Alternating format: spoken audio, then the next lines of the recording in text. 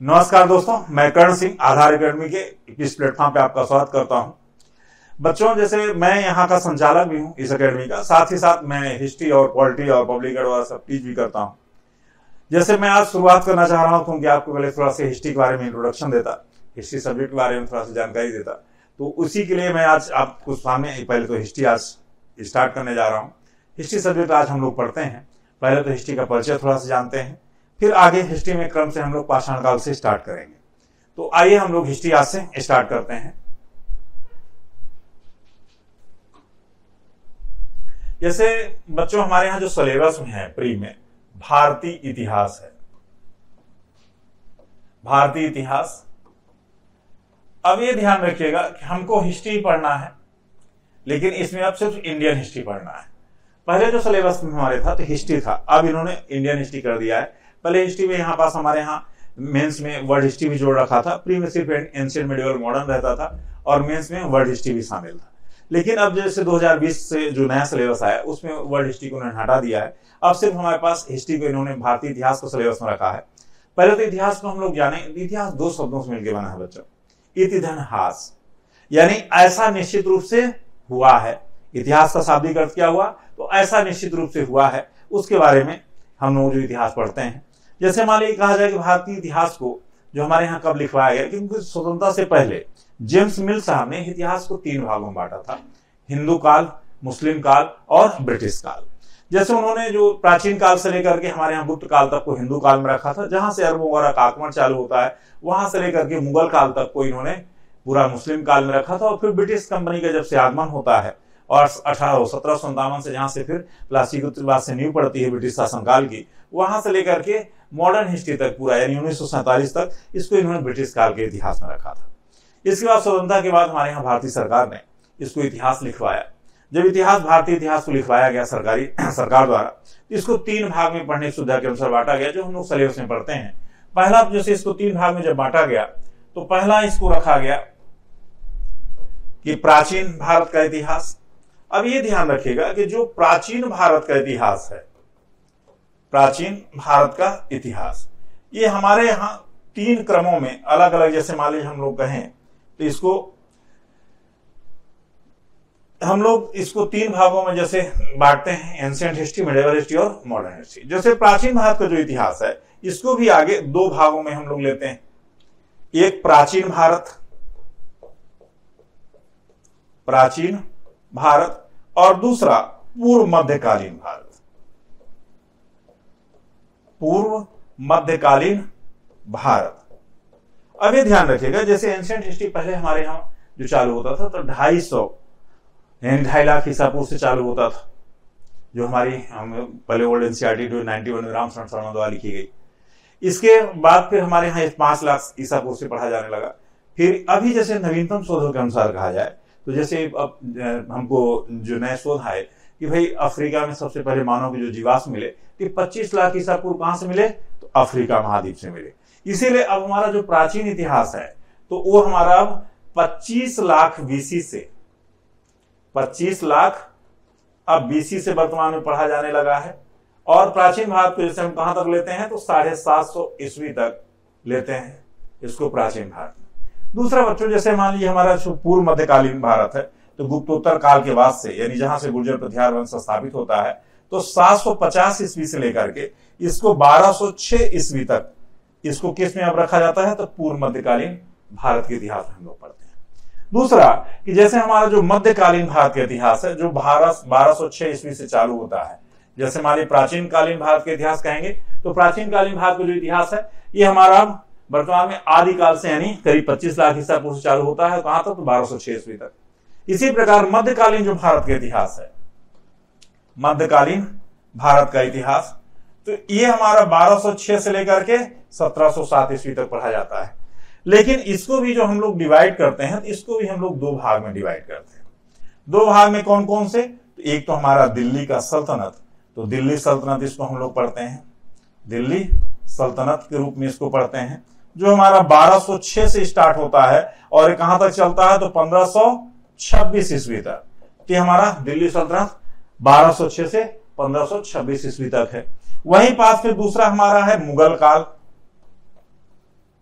मुगल काल। तो मुगल काल 1526 से लेकर के 1707 ईस्वी तक हम लोग इसको मुगल काल के रूप में पढ़ते हैं। अब ये ध्यान रखिएगा बच्चों कि जैसे हम लोग अब इनके बीच में, क्योंकि एक जब साम्राज्य का पतन होता है, जब दूसरे साम्राज्य की स्थापना होती है, तो पतन होने के दौरान जो नए स्वतंत्र राज्य अस्तित्व में आते हैं, इसीलिए दिल्ली सल्तनत के पतन होने के साथ ही प्रांतीय राज्यों का उद्भव होता है। जब प्रांतीय राज्यों का उद्भव होता है तो उसी के दौरान जैसे सब स्वतंत्र जब राज्य होते हैं, जैसे मान लीजिए मेवाड़ है या विजयनगर है, बहमनी है, तो नए राज्यों की जब स्वतंत्रता होती है, स्थापना होती है, तो इसमें हमको 2-3 राज्यों को पढ़ना पड़ेगा। एक तो आपको बहमनी साम्राज्य को पढ़ना पड़ेगा, बहमनी साम्राज्य, और दूसरा विजयनगर साम्राज्य, तो विजयनगर साम्राज्य को हमको पढ़ना पड़ेगा। और इनके साथ ही हमको इसमें विजयनगर साम्राज्य के बाद सूफी और भक्ति आंदोलन भी पढ़ने होंगे। तो सूफी एंड भक्ति आंदोलन भी हमको इनके मुगल काल और दिल्ली सल्तनत के बीच में ही पढ़ने होंगे। यानी दिल्ली सल्तनत जहां हम समाप्त करेंगे, उसके बाद पहले हम लोग बहमनी साम्राज्य पढ़ेंगे, फिर विजयनगर साम्राज्य, तब सूफी और भक्ति आंदोलन, तब उसके बाद हम लोग मुगल काल पढ़ेंगे। जैसे बच्चों आधुनिक जो भारत का इतिहास है, ये हमारा 1707 ईस्वी से चालू होता है और ये वर्तमान तक लेते हैं हम लोग जो आधुनिक भारत का इतिहास को। अब आधुनिक भारत के इतिहास को ये ध्यान रखिएगा, इसमें जैसे 1707 से हमारा स्टार्ट होता है और आज वर्तमान तक हम लोग लेते हैं, इसको भी 2 भागों में डिवाइड करते हैं। इसको 2 भागों में जो डिवाइड किया जाता है, पहला तो एक तो ब्रिटिश काल या इसी को हम लोग आधुनिक भारत का इतिहास कहते हैं, ब्रिटिश काल या आधुनिक काल। इसको ब्रिटिश काल या आधुनिक काल को हम लोग 1707 से लेकर के कहां तक लेते हैं, तो 1947 तक। तो 1947 तक हम लोग ब्रिटिश काल को लेते हैं, या इसी को हम लोग आधुनिक काल कहते हैं। तो इसको आधुनिक काल या मॉडर्न इंडिया भी इसी को कहा जाता है, और इसी को हम लोग ब्रिटिश काल कहते हैं। दूसरा, जैसे दूसरा हमारा जो है तो वर्तमान से, यानी या इसको हम लोग स्वतंत्रता के पश्चात या आजादी के बाद के भारत का इतिहास, स्वतंत्रता के पश्चात भारत का इतिहास या आजादी के बाद के भारत का इतिहास। तो ये ध्यान रखिएगा, इसको जो स्वतंत्रता के पश्चात भारत का इतिहास पहले सिलेबस नहीं हुआ करता था प्री में, लेकिन अब प्री मेंस में दोनों में सिलेबस में जोड़ दिया है। जैसे हमारे यहाँ नए राज्यों का एकीकरण, रियासतों के एकीकरण, सभी सिलेबस में इन्होंने जोड़ दिया है, नए राज्यों का निर्माण वगैरह। और इसको हम लोग 1947 से लेकर के मान के चले कि वर्तमान तक का हमको इतिहास इसके अंतर्गत पढ़ना पड़ता है। तो वर्तमान तक यानी अब तक का मुख्यतः इन्होंने जो सिलेबस में प्री में जोड़ रखा है या मेंस में जोड़ रखा है, उन्हीं को हमको पढ़ना है। अब ये ध्यान रखिएगा, जैसे एंशिएंट हिस्ट्री में हम लोग जो डिस्कस कर रहे थे कि एंशिएंट जैसे प्राचीन जो भारत का इतिहास है, जो आज वर्तमान में आप लेते हैं, तो आज 25 लाख ईसा पूर्व से लेकर के 25 लाख बीसी से लेकर के कहां तक हम लोग पढ़ते हैं इसको, तो 1206 ईस्वी तक। अब इसमें हमको 2 भाग में बांटा जाता है। 2 भाग में कौन कौन, तो प्राचीन भारत और पूर्व मध्यकालीन भारत। प्राचीन भारत को हम लोग कहां से लेते हैं, आदिकाल से लेकर के गुप्तोत्तर काल तक। वहीं पास पूर्व मध्यकाल को तो गुप्तोत्तर काल से लेकर के हम लोग जो दिल्ली सल्तनत की स्थापना तक, जहां कुतुबुद्दीन ऐबक गुलाम वंश की स्थापना करते हैं, वहां तक हम लोग पूर्व मध्यकालीन भारत का इतिहास कहते हैं। वहीं पास मध्यकालीन जो भारत का इतिहास है, तो मध्यकालीन भारत का इतिहास हमारा कहां से चालू होता है, तो 1206 ईस्वी से लेकर के ये कहां तक जाता है, तो 1707 ईस्वी तक। तो 1707 ईस्वी तक इसको हम लोग तो मध्यकालीन भारत का इतिहास पढ़ते हैं। और मध्यकालीन भारत के इतिहास को हम लोगों ने बच्चों जैसे भी डिवाइड किया, इसमें जैसे हम लोग पहले तो मान ली प्राचीन भारत के अंतर्गत कौन कौन से टॉपिक पढ़ेंगे इसके, तो टॉपिकों को हम लोग डिस्कस कर लें। जैसे प्राचीन भारत के अंतर्गत सबसे पहले तो हम लोग पाषाण काल पढ़ेंगे, पाषाण काल के बाद फिर हड़प्पा पढ़ेंगे, और फिर हड़प्पा के बाद हम लोग वैदिक काल में आएंगे। वैदिक काल में हम लोग ऋग्वैदिक काल, उत्तर वैदिक काल पढ़ेंगे, फिर 16 महाजनपद पढ़ेंगे, फिर धार्मिक सुधार आंदोलन को पढ़ेंगे। यानी इसमें जो धार्मिक आंदोलन है, इसमें जैन धर्म, बौद्ध धर्म, वैष्णव धर्म, भागवत धर्म और हम लोग शैव धर्म को पढ़ेंगे। इसके बाद तब फिर हम लोग आएंगे किस पर, 16 महाजनपद पर। 16 महाजनपद के उद्भव के साथ ही मगध को उत्कर्ष पढ़ेंगे। जब 16 महाजनपद का निर्माण होगा, फिर एक महाजनपद का निर्माण होगा, जिसको एक साम्राज्य के रूप में निर्मित होगा। कौन सा, मगध साम्राज्य। मगध साम्राज्य हम लोग उत्कर्ष पढ़ेंगे, जिसमें मगध साम्राज्य उत्कर्ष में किसका किसका योगदान है, तो हर्यक वंश का, फिर शिशुनाग वंश का, फिर नंद वंश का। इसके बाद मौर्य साम्राज्य की स्थापना होती है और यहीं से मगध का उत्कर्ष शुरुआत हो जाती है। और फिर मौर्य काल हम लोग मौर्य साम्राज्य को पढ़ेंगे, और मौर्य साम्राज्य के बाद तब फिर हम लोग मौर्योत्तर काल में आएंगे, मौर्योत्तर काल के बाद फिर हम लोग गुप्त काल में, फिर गुप्तोत्तर काल में। तो ये हम लोग कहां तक, तो एंशिएंट हिस्ट्री में पढ़ेंगे। पूर्व मध्य काल में जैसे हम लोग सबसे पहले जो पूर्व मध्य काल के दौरान गुर्जर प्रतिहार वंश, जो त्रिकोणीय संघर्ष होता है गुर्जरों का, पालों का और राष्ट्रकूटों को, उसको पढ़ेंगे। उसके बाद फिर जो क्षेत्रीय राज्यों को उद्भव होता है, जैसे मान लीजिए चौहान वंश है, कहाँ, तो अजमेर में जो शाकंभरी जिनका उद्भव होता है, फिर बुंदेलखंड में जेजाक भुक्ति के क्षेत्र में जहां पर चंदेल वंश का उद्भव होता है, फिर कन्नौज में गढ़वाल वंश का, तो इनको सबको हम लोग पढ़ेंगे। फिर इसी प्रकार त्रिपुर में कलचुरियों का, मालवा में परमार का, तो इनको सबको राजपूतों को पूरा पढ़ने के बाद तब फिर हम साउथ इंडिया चलेंगे। साउथ इंडिया में हम लोग पहले तो चालुक्य वंश, फिर पल्लव वंश, फिर इसके बाद जो पल्लवों का स्थान लेते हैं चोल वंश, इनको पढ़ेंगे। जो छोटे छोटे जो राज्य स्थापित होते हैं तो उनको भी, जैसे मान लीजिए कि यादव वंश कहाँ स्थापित होता है, देवगिरी में, होयसल में, द्वार समुद्र में होयसल वंश स्थापित होता है। इनको छोटे छोटे राजवंशों भी हम लोग पूर्व मध्यकाल में से पढ़ेंगे। इसके बाद हम लोग दिल्ली सल्तनत में आएंगे। दिल्ली सल्तनत में हम लोग किसको पढ़ेंगे, पहले सबसे पहले गुलाम वंश 1206 से 1290 तक, फिर गुलाम वंश के बाद हम लोग खिलजी वंश में आएंगे। खिलजी वंश में हम लोग पढ़ेंगे 1290 से लेकर 1320 ईस्वी तक। फिर इसके बाद तुगलक वंश पढ़ेंगे 1320 से लेकर के 1414 ईस्वी तक। फिर इसके बाद सैयद वंश पे आएंगे 1414 से लेकर 1451 ईस्वी तक। फिर इसके बाद लास्ट में लोधी वंश में आएंगे। तो इसमें भी हम लोग दिल्ली सल्तनत में 5 वंशों को पढ़ेंगे पूरा। तब फिर इसके बाद हम लोग बहमनी साम्राज्य, विजयनगर साम्राज्य, सूफी और भक्ति आंदोलन पढ़ेंगे। तब फिर हम लोग आएंगे मुगल काल में। जब मुगल काल में जो संस्थापक थे बाबर साहब, उनको पढ़ेंगे। फिर आएंगे हुमायूं पर। हुमायूं के बाद बीच में हमको शेरशाह सूरी को पढ़ना पड़ेगा, क्योंकि हुमायूं का पलायन हो जाता है ईरान की ओर 1540 में। 1526 में तो बाबर साहब स्थापित ही करते हैं मुगल साम्राज्य को, और फिर 1526-1530 में इनकी डेथ हो जाती है, और 30 में फिर हुमायूं शासक बनते हैं। लेकिन हुमायूं का पलायन हो जाता है 1540 में। पहले तो चौसा के युद्ध 1539, फिर 1540 में बेलगाम का युद्ध होता है, जो कन्नौज का युद्ध, और उसी से शेरशाह सूरी द्वारा इनको खदेड़ दिया जाता है, ईरान की ओर पलायन कर जाते हैं। दोबारा फिर इनकी एंट्री होती है 1555 ईस्वी में, ये दोबारा से भारत को पुनः जीतते हैं, और 1556 में फिर इनकी हुमायूं की डेथ हो जाती है। वहीं से अकबर साहब का ताजपोशी होता है, और वहीं से अब एक मुगल एम्पायर के रूप में मुगल साम्राज्य का अब निर्माण चालू होता है। कहा जाए कि मुगल साम्राज्य का, मुगल एम्पायर का निर्माण किसने किया, तो अकबर ने किया। अकबर को अपने पैतृक रूप से या बपौती में उनको कोई साम्राज्य नहीं मिला था या राज्य नहीं मिला था, उनको बल्कि लड़ करके हासिल करना पड़ा था राज्य को। और दूसरा, फिर उन्होंने एक एम्पायर जो था, अपने सुलह कुल की नीति, अपने धार्मिक नीति की वजह से एक विशाल एम्पायर को उन्होंने फिर निर्माण किया। तो अकबर को पढ़ेंगे। फिर अकबर के बाद हम लोग आएंगे जहांगीर पर। जहांगीर को 1605 में जब अकबर की डेथ हो जाती है, जहांगीर शासक बनते हैं। तो 1605 से लेकर 1627 तक हम लोग जहांगीर को पढ़ेंगे। फिर 1627 से लेकर 1658 तक शाहजहां साहब शासन करते हैं, और शाहजहां के बाद फिर हम लोग 1658 से लेकर 1707 तक औरंगजेब को पढ़ेंगे। वहीं से मुगल साम्राज्य का पतन होगा। अब जहां से मुगल साम्राज्य का पतन होगा, उसके बाद ही फिर उत्तर मुगल शासक कौन कौन आए, फिर इसी समय ब्रिटिश कंपनियों का जो आगमन होता है उनको हम लोग पढ़ेंगे। फिर ब्रिटिश काल की औपनिवेशिक आर्थिक नीति पढ़ेंगे। फिर जनजातीय विद्रोह, 1857 क्रांति, फिर राष्ट्रीय आंदोलन पे आ जाएंगे सामाजिक धार्मिक सुधार के बाद, और फिर राष्ट्रीय आंदोलन 1927 में जब समाप्त होगा, भारत स्वतंत्र होगा, उसके बाद तब फिर हम स्वतंत्रता पश्चात भारत के इतिहास पढ़ेंगे। तो बच्चों, ये तो पढ़ने की सुविधा के अनुसार जो भारत के इतिहास को डिवाइड किया गया है, जो सरकार ने डिवाइड करवाया है, जो हमारे यहाँ पाठ्यक्रम में, स्कूली पाठ्यक्रम में, और साथ ही साथ जो हमारे यहाँ ग्रेजुएशन और पीजी के पाठ्यक्रम में सभी संचालित होता है यही सिलेबस, और यही सिलेबस हमको कॉम्पिटिशन में पढ़ना पड़ता है।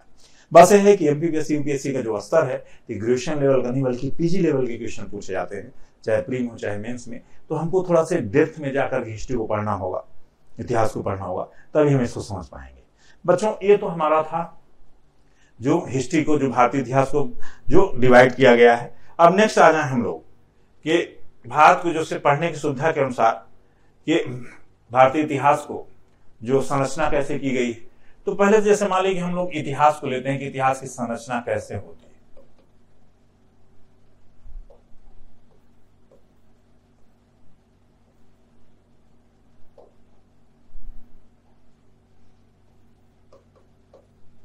इतिहास, अब ये ध्यान रखिएगा कि संरचना के आधार पर इतिहास को कहा जाता है, 3 भागों में बांटा जाता है।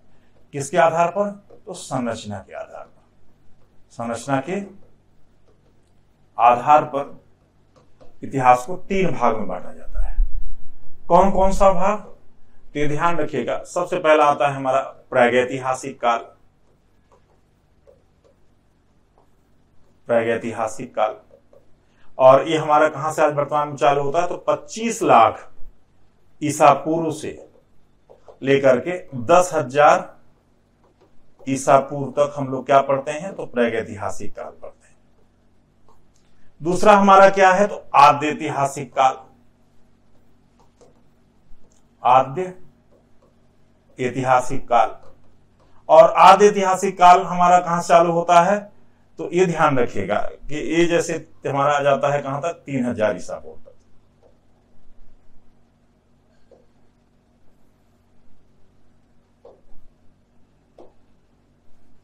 तो 3000 ईसा पूर्व, और 3000 ईसा पूर्व से हमारा स्टार्ट होता है आद्य ऐतिहासिक काल, और इसको हम लोग 600 BC तक रखते हैं, यानी 600 ईसा पूर्व तक रखते हैं। और तीसरा फिर भाग है हमारा कौन सा बच्चों, ऐतिहासिक काल। ऐतिहासिक काल यानी हिस्टोरिक एज, इसको हम लोग क्या कहते हैं, तो प्री हिस्टोरिक एज, और आद्य ऐतिहासिक काल को प्रोटो हिस्टोरिक एज, और ऐतिहासिक काल को हिस्टोरिक एज। और हिस्टोरिक एज हमारा कहां चालू होता है, उत्तर वैदिक काल से, यानी 600 ईसा पूर्व से लेकर के अब तक, यानी वर्तमान तक। जो अभी 10 मिनट पहले घटना हो चुकी है, क्या बन गई, इतिहास बन गई। अब ये ध्यान रखिएगा कि मान लीजिए इनसे हमसे पूछा जाता है, जो संरचना के आधार पर हम लोग इनको 3 भागों में डिवाइड करते हैं, कि जैसे संरचना के आधार पर, यानी कि जैसे मान लीजिए प्रागैतिहासिक काल किसको कहते हैं, तो जिस काल का इतिहास जानने के लिए हमारे पास मात्र पुरातात्विक स्रोत उपलब्ध है, हमारे पास साहित्यिक साक्ष्य उपलब्ध है या लिपि उपलब्ध नहीं है, या उस काल में लेखन का अभाव था, मात्र पुरातात्विक साक्ष्यों के आधार पर ही इतिहास लेखन हुआ है, इतिहास लिखा गया है, उसको हम लोग क्या कहते हैं, प्रागैतिहासिक काल कहते हैं। तो बच्चों ये ध्यान रखिएगा कि जिस काल के इतिहास के बारे में जानने के लिए हमारे पास मात्र पुरातात्विक साक्ष्य उपलब्ध है, साहित्यिक साक्ष्य या लिखित साक्ष्य या लिपि का अभाव है, उसे क्या कहते हैं, तो प्रागैतिहासिक काल कहते हैं। इस काल में हम लोग किसको रखते हैं बच्चों, पाषाण काल को, यानी स्टोन एज को। इसमें किसको रखते हैं, तो पाषाण काल को रखते हैं। दूसरा कि जिस काल के इतिहास जानने के लिए हमारे पास दोनों साक्ष्य उपलब्ध है, पुरातात्विक साक्ष्य भी और साहित्यिक साक्ष्य भी, लेकिन अभी तक साहित्यिक साक्ष्य को पढ़ा नहीं जा सका है, और मात्र पुरातात्विक साक्ष्य के आधार पर ही इतिहास लेखन हुआ है। यानी जिस काल के इतिहास जानने के लिए हमारे पास दोनों साक्ष्य उपलब्ध है, पुरातात्विक भी और साहित्यिक भी, ध्यान रखिएगा, पुरातात्विक और साहित्यिक दोनों साक्ष्य उपलब्ध है, लेकिन साहित्यिक साक्ष्य को या लिपि को अभी तक पढ़ा नहीं जा सका है, और मात्र पुरातात्विक साक्ष्य के आधार पर इतिहास लेखन हुआ है। या तो उस काल की लिपि को पढ़ा नहीं जा सका है, या तो उस काल वो लिपि का संकलन नहीं हुआ था, बाद में जाकर के आगे संकलन हुआ था, तो उसको हम लोग किस में रखते हैं, आद्य ऐतिहासिक काल में, यानी प्रोटो हिस्टोरिक एज में रखते हैं। और बच्चों इसमें किसको किसको रखते हैं, किस काल को, तो एक तो हड़प्पा सभ्यता, जो हड़प्पा सिविलाइजेशन है, तो हड़प्पा सभ्यता को रखते हैं, प्लस इसमें वैदिक सभ्यता को रखते हैं, प्लस इसमें वैदिक सभ्यता को रखते हैं। यानी हड़प्पा सभ्यता और वैदिक सभ्यता, उसका रीजन था कि हड़प्पा जो सिविलाइजेशन है, तो हमको अभी तक जो भी हड़प्पा सिविलाइजेशन के बारे में लेखन कार्य हुआ है, वो मात्र सिर्फ हमारे यहाँ पुरातात्विक साक्ष्यों के आधार पर हुआ है, क्योंकि यहाँ की लिपि अभी तक पढ़ी नहीं जा सकी। ये नहीं है, विश्व के बहुत सारे विद्वानों, बहुत सारे वैज्ञानिकों ने इसका लिपि को पढ़ने का प्रयास किया, लेकिन आज तक अभी तक इसकी लिपि पढ़ी नहीं जा सकी। दूसरा, वैदिक सभ्यता को इसलिए हम लोग प्रोटो हिस्टोरिक एज में रखते हैं, क्योंकि ऋग्वैदिक काल का जो पीरियड था 1500 से 1000 ईसा पूर्व, और उत्तर वैदिक का काल पीरियड था 1000 से 600 ईसा पूर्व। लेकिन जो चारों वेद हैं, ऋग्वेद, यजुर्वेद, सामवेद, अथर्ववेद, इनका संकलन कब किया गया, कंपाइलेशन कब किया गया है, तो 4वीं शताब्दी ईसा पूर्व में किया गया है। जो महर्षि वेद व्यास द्वारा जिनका संकलन किया गया, कृष्णद्वैपायन वेद व्यास द्वारा, वो 4वीं शताब्दी ईसा पूर्व में किया गया, तो इसलिए इनको हम प्रोटो हिस्टोरिक एज में रखते हैं। दूसरा, जैसे मान लीजिए हिस्टोरिक काल है बच्चों, हिस्टोरिक काल का या ऐतिहासिक काल किसको कहते हैं, तो जिस काल के इतिहास लेखन के लिए पुरातात्विक साक्ष्य, साहित्यिक साक्ष्य दोनों व्यापक रूप से उपलब्ध है, और दोनों का इतिहास लेखन में व्यापक उपयोग हो रहा है, तो उसको हम लोग क्या कहते हैं, ऐतिहासिक काल कहते हैं। जैसे एग्जांपल, आजकल मान लीजिए जैसे आप मांडू घूमने जाते हैं, तो वहां पास मांडू घूमने जाते हैं, तो आप मांडू में बुक्स भी मिलती है, पतली छोटी सी 20 रुपए की, आप उसको पढ़ते हैं, उससे भी नॉलेज आप प्राप्त कर लेते हैं वहां के बारे में कि कैसा है दर्शनीय स्थल है। दूसरा, आप फिर वहां पास बिल्डिंग हमने देखते हैं, तो जो वहां पर मजार देखते हैं, जो समाधि स्थल देखते हैं, जो बिल्डिंगों का निर्माण देखते हैं, जो वहां नाम लिखा होता है, तो उनको सब पढ़ करके भी हम अवगत हो पाते हैं कि बिल्डिंग कौन किसने बनवाया था, या किसका कौन सा समाधि स्थल था। तो इसलिए आज हम लोग पुरातात्विक साक्ष्यों से, बिल्डिंग भवनों और जो वहां पास लिपियां हैं, तो उनसे भी हम ज्ञान प्राप्त करते हैं। दूसरा, हम लोग जो वहां के बुक्स से पढ़ करके नॉलेज भी गेन करते हैं, प्राप्त करते हैं, तो दोनों से हमको नॉलेज प्राप्त होता है। तो आज यही इसको हम लोग हिस्टोरी केज में रखते हैं कि जो भी आज इतिहास लेखन का कार्य हो रहा है कि जिसमें जो उस काल की लिपि थी, यानी उसमें जो पुरातात्विक साक्ष्य है, जो साहित्यिक साक्ष्य है, दोनों का ही उपयोग करके व्यापक आज इतिहास लेखन हो रहा है, उसको हम लोग क्या कहते हैं बच्चों? ऐतिहासिक काल कहते हैं। अब इसमें ऐतिहासिक काल में किसको रखते हैं? तो उत्तर वैदिक काल से लेकर के, यानी उत्तर वैदिक काल से लेकर के अभी तक का, यानी आज तक का जो इतिहास है उसको हम लोग किस में रखते हैं? तो हिस्टोरी केज में रखते हैं। तो ये तो संरचना के आधार पर जो हिस्ट्री को लिखा जाता है, जो पढ़ा जाता है, तो उसका हम लोग डिस्कस कर रहे थे। प्रागैतिहासिक काल यानी पुरातात्विक साक्ष्यों के आधार पर जो इतिहास लिखा गया है। आदि ऐतिहासिक यानी कि जिसकी लिपियां तो दोनों, लिपि और पुरातात्विक साक्ष्य दोनों उपलब्ध है, लेकिन अभी तक लिपि को पढ़ा नहीं जा सका, सिर्फ पुरातात्विक साक्ष्यों का इतिहास लेखन हुआ है। तीसरा ऐतिहासिक काल यानी जिसमें हमारे यहाँ दोनों का, पुरातात्विक साक्ष्यों और साहित्यिक साक्ष्य दोनों का व्यापक उपयोग हो रहा है इतिहास लेखन को, उसको बच्चों हम लोग क्या कहते हैं? ऐतिहासिक काल कहते हैं। तो ये तो संरचना के आधार पर जो इतिहास का निर्माण हुआ है, इनको हम लोग ने जाना, इतिहास का लेखन कार्य कैसे होता है, इतिहास संरचना के आधार पर कितने प्रकार होते हैं, 3 प्रकार। जैसे आज क्वेश्चन जनरली फ्री पूछा जाता है कि हड़प्पा कालीन सभ्यता कैसी थी, कांस्ययुगीन सभ्यता है, आदि ऐतिहासिक सभ्यता इसको कहते हैं हम लोग। और जैसे हमारे प्रागैतिहासिक काल से पुरातात्विक साक्ष्यों के आधार पूरा इतिहास जो हमको जानकारी प्राप्त होती है। बच्चों नेक्स्ट हम लोग आ जाते हैं थोड़ा से, जैसे जो प्रागैतिहासिक काल है तो पाषाण काल पर, ये पाषाण काल के बारे में थोड़ा सा जानते हैं। जैसे पाषाण काल जो है, तो ये ध्यान रखिएगा कि जैसे पाषाण काल जो हमारा है, तो पाषाण काल के बारे में जानकारी के लिए हमारे पास कि मात्र पुरातात्विक साक्ष्य उपलब्ध है। इसको हम लोग पाषाण काल और पाषाण युग भी कहते हैं। इसके बारे में जो भी जानकारी हम लोग प्राप्त होती है मात्र पुरातात्विक साक्ष्यों के आधार पर प्राप्त होती है। हमारे पास इस काल के लिखित, अभी लिपि को मानव ने विकास नहीं किया था, अभी इस काल के हमारे बारे में लिखित कोई हमारे पास साक्ष्य नहीं है। जैसे पाषाण काल में बच्चों हम लोग इसको 3 भाग में डिवाइड करते हैं। 3 भाग में पाषाण काल को हम लोग डिवाइड करते हैं। पहले पुरा पाषाण काल, पूरा पाषाण काल, इसको हम लोग इंग्लिश में बच्चों क्या कहते हैं? पैलियोलिथिक कहते हैं। दूसरा मेसोलिथिक यानी मध्य पाषाण काल, मध्य पाषाण काल, और तीसरा नवपाषाण काल। अब ये चौथा आता है ताम पाषाण काल, लेकिन नवपाषाण काल हड़प्पा वैदिक तक पूरा कहा जाता है ताम पाषाण काल का, इसलिए हम लोग उसको यहां नहीं ले रहे हैं।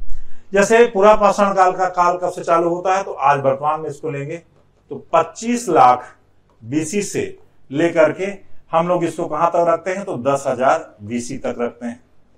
इसको पूरा पाषाण काल। दूसरा मध्य पाषाण काल जो हमारा है, ये 10,000 बीसी से, 10,000 बीसी से लेकर के ये 6,000 बीसी तक, 6,000 बीसी तक इसको हम लोग किस में रखते हैं? तो 6,000 बीसी तक तो मध्य पाषाण काल में रखते हैं।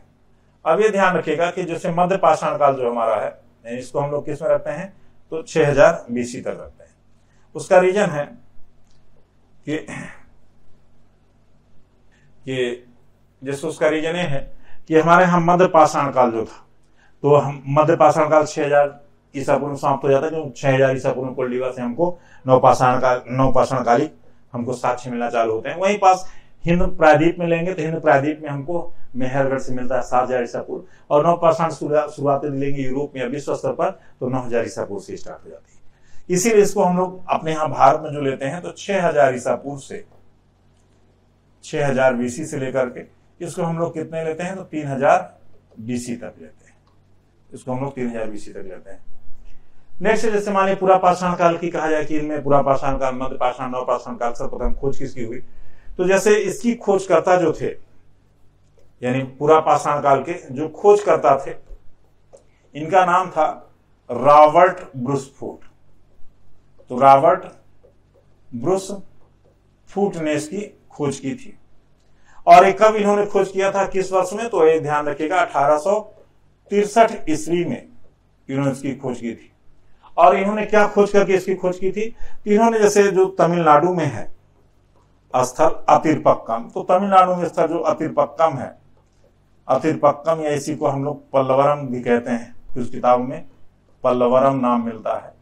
तो यहीं से इन्होंने हैंडेक्स प्राप्त करके, यानी हैंडेक्स की खोज करके पूरा पाषाण काल की खोज की थी। कहाँ है ये? तो आज जो वर्तमान में तमिलनाडु है, तो वहां पास जो चेन्नई पास या मद्रास के समीप ही जो अतिपक्कम या पलवरम, वहां से हैंडेक्स की खोज करके इन्होंने पूरा पाषाण काल की खोज की। अब जैसे इस काल का जो मानव था कैसा था, ये लोग बड़े बड़े पत्थर के सब औजार का उपयोग करते थे और बड़े बड़े जानवरों सब शिकार करते थे। तो इस काल का मानव शिकारी था और खाद्य संग्राहक था, तो खाद्य को संग्रह करता था और शिकार करता था, वो इसका जीवनचर्या था। और इस काल के जैसे हमको जो इनके औजार प्रौद्योगिकी है, इसी के आधार पर, औजार प्रौद्योगिकी के आधार पर ही पूरा पाषाण काल को भी हम लोग 3 भागों में बांटते हैं, जैसे पूर्व पूरा पाषाण काल, मध्य पूरा पाषाण काल और उत्तर पूरा पाषाण काल। तो इसको इनके औजार प्रौद्योगिकी के आधार पर इसको बांटा जाता है। जैसे हमारे यहाँ माली भीमबेटका की गुफा वगैरह है जो रायसेन में, उसमें चित्रकारी का प्राचीनतम जो साक्ष्य है वो किस काल का है, तो इसी को पूरा पाषाण काल का ही हमको वो साक्ष्य मिलता है जो चित्रकारी का। साथ ही साथ जैसे हमको माली के हथनोरा से जो मानव की खोपड़ी का साक्ष्य मिलता है विंध्य क्षेत्र से, नर्मदा घाटी से, तो नर्मदा घाटी जो मानव की खोपड़ी का सर्वप्रथम साक्ष्य मिलता है भारत से, वो भी हमको पूरा पाषाण कालीन मिलता है। कहाँ से? तो हथनोरा से, जो आज वर्तमान में किस डिस्ट्रिक्ट में है, तो नरसिंहपुर डिस्ट्रिक्ट में है। जैसे यहाँ का मानव क्या था, तो अभी ये बच्चों ये ध्यान रखिएगा, ये इस काल का मानव शिकारी था प्लस खाद्य संग्राहक था। तो खाद्य को संग्रह करना और शिकार करना 2 ही इसके व्यवसाय थे। दूसरा, जैसे मध्य पाषाण काल की खोज किसने की थी, इसके जो खोजकर्ता थे C.L. कार्लाइल साहब ने इसकी खोज की थी। C.L. कार्लाइल, तो C.L. कार्लाइल ने इसकी खोज की। और इसको किस वर्ष खोजा गया था, तो इसको भी ध्यान रखिएगा, 1867 ईस्वी में मध्य पाषाण काल की खोज हुई थी। और इन्होंने स्थल से, जैसे जो विंध्य क्षेत्र है, कहां से प्राप्त किया था इन्होंने, तो विंध्य क्षेत्र से। तो इन्होंने विंध्य क्षेत्र से लघु पाषाण उपकरण प्राप्त करके इस काल की खोज की थी। इसीलिए जो इन्होंने लघु पाषाण उपकरण प्राप्त किए थे, तो उसी के आधार पर ही इस काल को माइक्रोलिथिक एज भी कहा जाता है, क्योंकि जो लघु पाषाण उपकरण यानी 1 सेंटीमीटर से लेकर 5 सेंटीमीटर तक के पत्थर के जो औजार मिलते हैं, और यही रेडिकल चेंज होता है। जहां पास पूरा पाषाण काल में जो बड़े बड़े पत्थरों का औजार उपयोग करते थे, मध्य पाषाण काल में अभी छोटे छोटे पत्थरों सबका उपयोग करने लगते हैं, इसलिए इसको लघु पाषाण काल नाम दिया गया। ये इसी को माइक्रोलिथिक एज कहा जाता है। साथ ही इस काल में मानव ने तीर कमान प्रौद्योगिकी का विकास कर लिया। तीर कमान अब प्रौद्योगिकी का विकास कर लिया, धनुष बाण का विकास कर लिया। अब पहले मानव जो था शिकार से बड़े बड़े जानवरों करता था पूरा पाषाण काल में। अब मध्य पाषाण काल में अभी छोटे छोटे जानवरों का, तीतल, बटेर, पक्षियों का शिकार करने लगे, तीर धनुष का विकास कर लिया। तो तीर कमान प्रौद्योगिकी का विकास करने के बाद इसी को हम लोग पक्षपात प्रौद्योगिकी भी कहते हैं। साथ ही साथ अब मछलियों वगैरह का मानव शिकार करने लगा। साथ ही इस काल में मानव की जो सबसे बड़ी उपलब्धि रही कि पहली बार हमको, जैसे जो सांभर झील है अजमेर के पास में, वहां किनारे पहली बार हमको विश्व में वृक्षारोपण का पहला साक्ष्य यहीं से हमको मिलता है। तो प्रथम बार विश्व में वृक्षारोपण का साक्ष्य कहां से मिलता है, तो हमको ये मध्य पाषाण काल से ही प्रथम बार वृक्षारोपण का साक्ष्य मिलता है। अब ये ध्यान रखिएगा, इस काल में भी पूरा पाषाण काल मानव अग्नि स्पर्शी नहीं थे, इस काल में अग्नि स्पर्शित हो जाता है। दूसरा, अब ये पशुपालन का कार्य चालू करते हैं, और पशुपालन का जब ये कार्य चालू करते हैं, तो अब पशुपालन के जो हमको साक्ष्य मिलते हैं, तो 2 जगह से पशुपालन के साक्ष्य 2 जगह से कहां से मिलते हैं, तो एक तो हमको आदमगढ़ से मिलता है। आदमगढ़ कहां है ये, तो होशंगाबाद में। दूसरा बागौर, बागौर कहां है, तो राजस्थान में जो भीलवाड़ा डिस्ट्रिक्ट है, तो बागौर से हमको 2 जगह से पशुपालन के साक्ष्य मिलते हैं। नेक्स्ट बच्चों, जैसे इसको यदि काल में अलग अलग हम डिवाइड करते हैं, मान पूरा पाषाण काल, मध्य पाषाण काल, फिर नव पाषाण काल, ये जरूर है कि कुछ रेडिकल चेंज होता है तभी हिस्ट्री में किसी काल को डिवाइड किया जाता है। और जब रेडिकल चेंज होता है कि जैसे पूरा पाषाण काल वाले बड़े बड़े पत्थरों हो जाए, छोटे छोटे पत्थरों का औजार उपयोग करने लगे। दूसरा, इस काल में मध्य पाषाण काल से जैसे ये नव पाषाण काल में जाते हैं, तो अभी तक मानव जो था खाद्य शिकारी और खाद्य संग्राहक ये मध्य पाषाण काल में थे। लेकिन जब ये नव पाषाण काल में पहुंचते हैं, तो नव पाषाण काल में पहुंचते हैं, तो अब मानव उत्पादक प्लस उपभोक्ता बन जाता है। तो मानव उत्पादक प्लस उपभोक्ता बन जाता है। अभी तक मानव जो था सिर्फ, जैसे इसका पूरा पाषाण काल, मध्य पाषाण काल में क्या था, शिकारी था और खाद्य संग्रह का कार्य करता था। लेकिन नव पाषाण काल पहुंचता है तो उत्पादक और उपभोक्ता बन जाता है। थोड़ा से पहले तो हम इसको जान लें कि इसके खोजकर्ता कौन थे। तो नवपाषाण काल के खोजकर्ता ली मेशूरियर साहब थे। ली मेशूरियर थे। इन्होंने किस वर्ष खोजा था? तो 1860 ईस्वी में। अब ये ध्यान रखिएगा, इन तीनों में कहा जाए कि सबसे पहले खोज किसकी हुई थी? तो नवपाषाण काल की 1860 में हुई थी। तब फिर उसके बाद पुरापाषाण काल की 1863 में खोज हुई, तब फिर 1867 में मध्यपाषाण काल की खोज हुई। जैसे इसमें इसके खोजकर्ता जो थे साहब, इन्होंने स्थल कौन सा खोजा था? तो जैसे बुर्जहोम से इन्होंने गर्तावास वगैरह सब प्राप्त किए। और इस काल में मानव की सबसे बड़ी विशेषता रही, एक तो कृषि का विकास, मानव ने कृषि का आविष्कार कर लिया, कृषि उत्पादन चालू कर दिया, यानी कृषि कार्य चालू हो गए। दूसरा, इस काल में मानव ने पहिए का आविष्कार कर लिया। जब पहिए का आविष्कार किया, अब पहिए पर पहले तो मृदभाण बनाए जाना चालू हो गए, जो चाक पर मृदभाण बनाते हैं घुमा करके। दूसरा, पहिए का आविष्कार करने के बाद ये बैलगाड़ी का उपयोग करने लगे, तो बैलगाड़ी वगैरह का आविष्कार कर लिया। तो मानव द्वारा जो परिवहन के साधन, तो बैलगाड़ी का जो विकास था वो इसी काल में चालू हुआ। किस काल में? नवपाषाण काल में। नेक्स्ट, जैसे मानव ने अब इस काल में जब कृषि और पहिए और बैलगाड़ी के विकास करने के साथ साथ अब मानव अग्नि का प्रयोग करना जान गया। अब अग्नि का मानव प्रयोग करने लगा किस काल में? तो नवपाषाण काल में। क्योंकि हमको जैसे जम्मू कश्मीर में जो बुर्जहोम वगैरह है, वहां पास हमको तीवन के साक्ष्य मिलते हैं। तीवन यानी लाइन से 12 चूल्हे के गर्तावास चूल्हे के साक्ष्य मिलते हैं, जो ये बताते हैं कि मानव कम्युनिटी के रूप में रहना चालू कर दिया। और मानव कम्युनिटी के रूप में रहता रहा होगा कम से कम 100-200, तभी तो 12 चूल्हों में खाना बनाया जाता था। तो क्योंकि हमको 12 चूल्हों गर्तावास का चूल्हे का साक्ष्य मिलता है। साथ ही अब इस काल में मानव जो था पशुपालन में बाड़ा बनाने लगा, पशुओं का व्यापक रूप से पालने लगा। यहाँ पास अभी पशुपालन के आदमगढ़ बागौर 2 साक्ष्य मिले थे। अब यहाँ से मानव पशुपालन का व्यापक उपयोग करने लगा। तो ये थोड़ा से नवपाषाण काल में जो इतना जो कृषि का आविष्कार, पहिए का आविष्कार, बैलगाड़ी का आविष्कार, अग्नि का प्रयोग, ये जो सब नए नए प्रयोग हुए, आविष्कार हुए, इन्होंने ही इसको नवपाषाणी क्रांति के नाम से जाना गया। नवपाषाणी क्रांति, इसको नाम किसने दिया था? बच्चों में ध्यान रखिएगा, इसको नवपाषाण काल को नवपाषाणी जो क्रांति नाम दिया था, गार्डन चाइल्ड ने दिया था। इसको गार्डन चाइल्ड ने यानी बगीचे के बच्चे ने नाम दिया था नवपाषाणी क्रांति। दूसरा, नवपाषाण शब्द का सर्वप्रथम प्रयोग किसने किया था? तो जॉन लुबाक ने किया था। तो बच्चों, ये तो थोड़ा सा पाषाण काल का डिस्कस करना चाह रहे थे, बहुत अब लंबा वीडियो नहीं खींचना चाहते हैं, अभी समाप्त करते हैं। अगले नेक्स्ट हम लोग अब इसको मिलेंगे, सब इनकी हर काल की विशेषताओं को देखेंगे। तो धन्यवाद बच्चों, थैंक यू। इसको गार्डन चाइल्ड ने यानी बगीचे के बच्चे ने नाम दिया था नवपाषाणी क्रांति। दूसरा, नवपाषाण शब्द का सर्वप्रथम प्रयोग किसने किया था? तो जॉन लुबाक ने किया था। तो बच्चों, ये तो थोड़ा सा पाषाण काल का डिस्कस करना चाह रहे थे, बहुत अब लंबा वीडियो नहीं खींचना चाहते हैं, अभी समाप्त करते हैं। अगले नेक्स्ट हम लोग अब इसको मिलेंगे, सब इनकी हर काल की विशेषताओं को देखेंगे। तो धन्यवाद बच्चों, थैंक यू।